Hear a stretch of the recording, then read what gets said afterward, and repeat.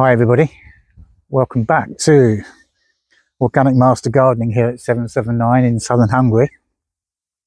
We've had quite a bit of rain over the last few days.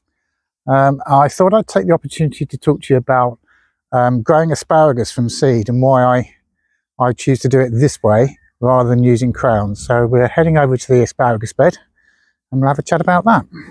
Let's take a look. Now, I started this asparagus bed from seed, and this is 3 years old now. And the thing about asparagus is you can do it in two ways. You can grow it from planting crowns, or in this particular case, I've done it by seed. And the reason behind that is that when you buy crowns, you are buying predominantly male plants. And you really need to have both male and female, simply because you want it to keep reproducing. Now, the crowns will stay in the ground, and sure, yeah, you will get spears, but the spears are the crowns are 1 year old, and you're not supposed to cut any of the spears until the bed is at least, well, the crowns are at least three years old, and then you can go. But with the seeds, as I say, I've started these off indoors. They take a while to germinate, but I wanted a mixture of male and female. So being in its third year, this is one of the spears it's produced so far this year. Pretty healthy looking thing. But I haven't cut it. I haven't harvested it at all because I want it to go to fern, which is its true state. And as you can see, that's exactly what's happening here. And I'll come on to in a minute as to why I want it to go to a fern. So basically what I want this thing to do is to keep reproducing itself. And what will happen is that as it grows up, I'm not sure whether the camera's going to pick this up, but you can see these tiny little yellow dots on there, and these are all seeds. And so by having the original crop starting off as seeds, you get male and female, and by letting them grow to ferns, they produce their seeds and they reproduce. So this bed has the potential to keep reproducing itself forever. A normal crown will last you about 20 years if you look after it. But it's good to let them go to fern, which is why your picking season is really 6 weeks, and then you let it get up to this point. So when you get the seeds, they will self-germinate and produce that little baby there. And that's from last year's seed. So that is already going to give me the next perpetual crop, and then on it goes.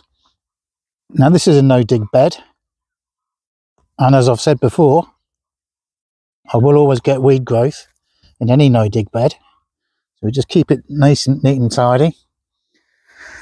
And there we are. So you start off with your seed, it then grows into this, and you start the seeds off. I started mine off inside and plant it out. So like I say, this is it's 3 years old now, so next year I can certainly start harvesting. And if you look there, there's a younger plant there. And then if you come around to this side here, you can see some younger spears. Now, that sort of size I wouldn't be cutting anyway, even if it was ready to harvest. I'd let that continue to grow. But all I do with this bed, as I say, it's a no-dig bed. So it started off with compost. Lots of ducks in the background, sorry, geese in the background kicking off. I'll carry on now. They were getting a bit vocal, those geese. So a no-dig bed. So cardboard. I then introduced some sawdust as usual here, because I want to keep the water in, the moisture in. And then I put a thick layer of well-rotted horse manure, and then compost on top. That was in its first year.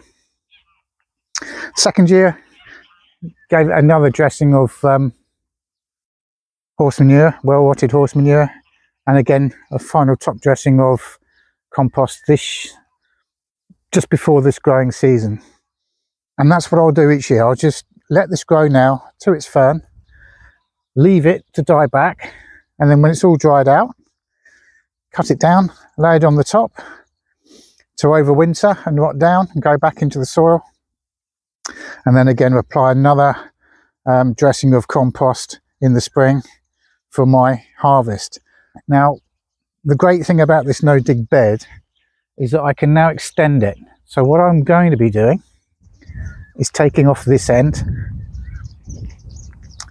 clearing down this growth here of poppies and chamomile and some cornflowers in there, and then extending the bed by creating basically another new bed. So it'll be more cardboard through here, and sawdust and compost, etc, etc, and then I'll end up with quite a long bed. So that front section there will give me a 20-year supply minimum of asparagus. But because I'm allowing it to continue to reseed itself, because I've got those male and female plants in there from seed, which I can't get, as I say, from crowns, it will just keep going. And if I can bring it up to here, and there's no reason why I can't, that is going to be one great addition to the vegetable patch. And it's a perfect thing to have as a perpetual vegetable. And all you've got to do is, once it's established, you just keep topping it up with good quality compost that you obviously make yourselves. I hope you found that video of interest, and if you'd liked it, why not consider subscribing to the channel. But for sure, please give me a thumbs up so I know I'm doing the right thing. In the meantime, you take care, guys, and I'll catch up with you very soon.